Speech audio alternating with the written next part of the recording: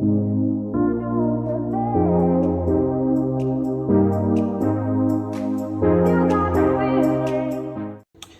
guys, so tonight we are making nachos. So we're gonna start off with our grounded beef.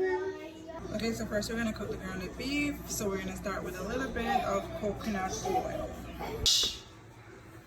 And then you add the grounded beef to the pan, and I'm gonna add some salt to it, and some peppercorn, and some seasoning, and all-purpose, and maybe some crushed peppers. So to give it a little bit more flavor, I'm going to be adding this bullseye barbecue sauce, Guinness flavor, just to give it a little bit of a twist. Okay guys, so I also added some red onions and some scallion to this mix, just to give it a little bit more flavor.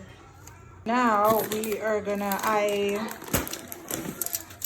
put foil paper in a baking sheet, and now we're going to use some restaurant style chips to layer in there. Some of the grounded beef in there.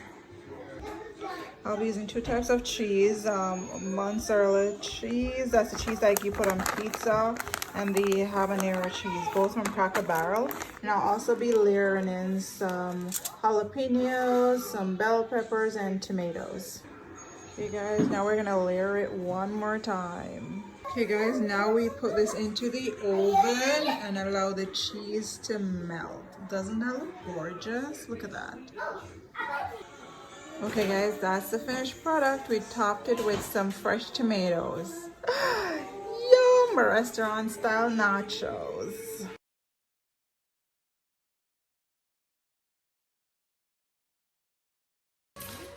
Thank you guys for joining me today making my nachos. It was a real fun to make this today with you guys. I hope you guys enjoy these recipes. Remember to subscribe, like, share, and comment, and follow me on Instagram and on Twitter and on Facebook, and I'll leave it all in the description below, and I'll also have it pop up in the screen here.